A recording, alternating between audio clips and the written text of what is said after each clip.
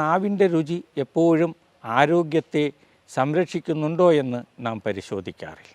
ഇന്ന് നമ്മുടെ കുഞ്ഞു കുട്ടികൾ വരെ പുറത്തുനിന്ന് ആഹാരം കഴിക്കുന്നതിനും അതുപോലെ ഇത്തരം കൃത്രിമമായ ആഹാരം കഴിക്കുന്നതിനും വ്യഗ്രത കാണിച്ചു കൊണ്ടിരിക്കുകയാണ്. എല്ലാ രുചികളും നമ്മുടെ ആരോഗ്യത്തെ സഹായിക്കുകയില്ല.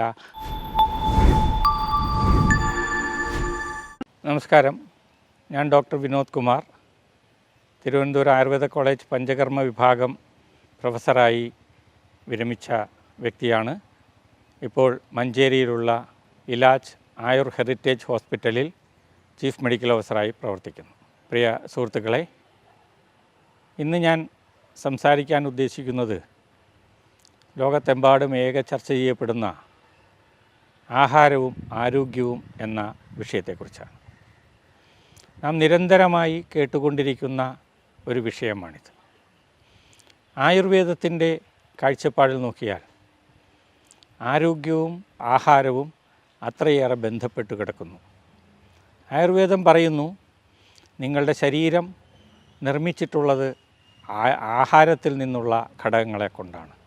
അതുകൊണ്ട് ഹിതമായ ആഹാരം കഴിച്ചാൽ നിങ്ങൾക്ക് ആരോഗ്യവാനായിരിക്കാം, അഹിതമായ ആഹാരം കഴിച്ചാൽ നിങ്ങൾക്ക് ദുഃഖത്തെ പ്രദാനം ചെയ്യും, അല്ലെങ്കിൽ രോഗത്തെ പ്രദാനം ചെയ്യും.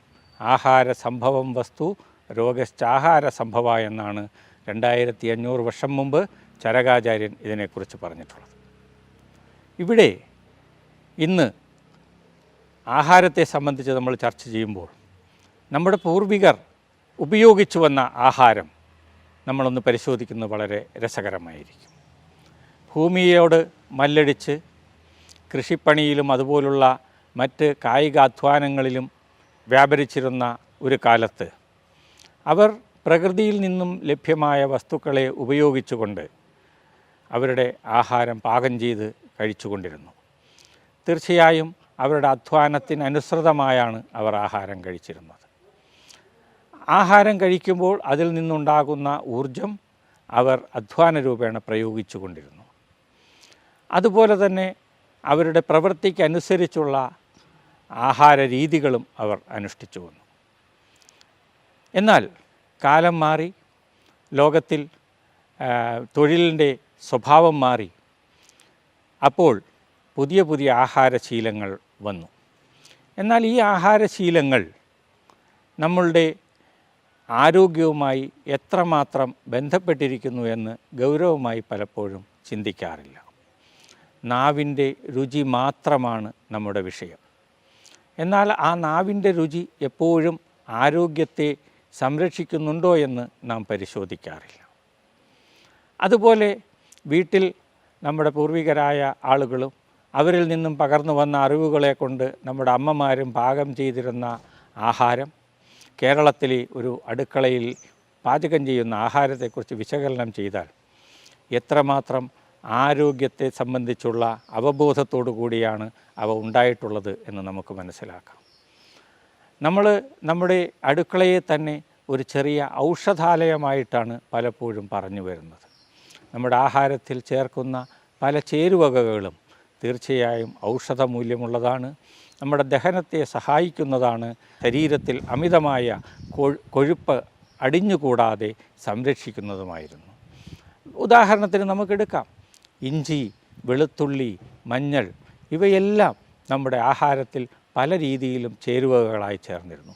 ഇവയെല്ലാം ഇന്ന് ഏറ്റവും ഔഷധ ഗുണമുള്ള വസ്തുക്കളാണ് എന്ന് ആയുർവേദം നൂറ്റാണ്ടുകൾക്ക് മുമ്പേ കണ്ടെത്തിയിരുന്നു. ഇന്ന് ആധുനിക ലോകവും അത് തിരിച്ചറിഞ്ഞ് കഴിഞ്ഞു. മഞ്ഞളിൻ്റെയും ഇഞ്ചിയുടെയും വെളുത്തുള്ളിയുടെയുമെല്ലാം ഔഷധമൂല്യങ്ങൾ ആധുനിക ലാബറട്ടറികളിലും പരിശോധിച്ച് ക്ലിനിക്കൽ സ്റ്റഡികളിൽ കൂടി അതിൻ്റെ ഫലപ്രാപ്തിയെക്കുറിച്ച് ഇന്ന് പഠനങ്ങൾ നടന്നിട്ടുണ്ട്. ഈ സാഹചര്യത്തിൽ ഈ ഒരു പാരമ്പര്യം, ആഹാരത്തിലെ ഈ ആരോഗ്യപരമായ ചിന്ത എവിടെയോ നമുക്ക് മോശം വന്നു.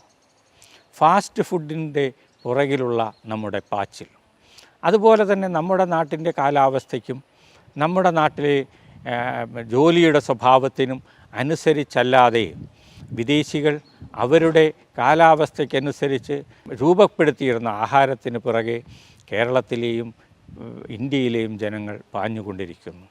ഇത് തന്നെ നമുക്ക് പലതരത്തിലുള്ള രോഗത്തിന് കാരണമായിരിക്കുന്നു. ഫാസ്റ്റ് ഫുഡിൻ്റെ പുറകെ പോകുമ്പോൾ കൂടുതൽ ടേസ്റ്റ് ഉണ്ടാക്കുന്നതിന്, രുചി വർദ്ധിപ്പിക്കുന്നതിനായി പലതരം കെമിക്കലുകൾ അതിൽ ചേർക്കുന്നതായി നമുക്കറിയാം. അതുപോലെ തന്നെ ആഹാരത്തിൻ്റെ ഭംഗിയെ നിലനിർത്തുന്നതിനായി പലതരം രാസവസ്തുക്കൾ അടങ്ങിയിട്ടുള്ള നിറങ്ങൾ അതിൽ ചേർക്കുന്നത് നമുക്കറിയാം. ഇവയെല്ലാം കുറിച്ച് ആരോഗ്യ പ്രവർത്തകർ നിരന്തരമായി ബോധ്യപ്പെടുത്തിക്കൊണ്ടിരിക്കുന്നു. പക്ഷേ ഇന്ന് നമ്മുടെ കുഞ്ഞു കുട്ടികൾ വരെ പുറത്തുനിന്ന് ആഹാരം കഴിക്കുന്നതിനും അതുപോലെ ഇത്തരം കൃത്രിമമായ ആഹാരം കഴിക്കുന്നതിനും വ്യഗ്രത കാണിച്ചു കൊണ്ടിരിക്കുകയാണ്.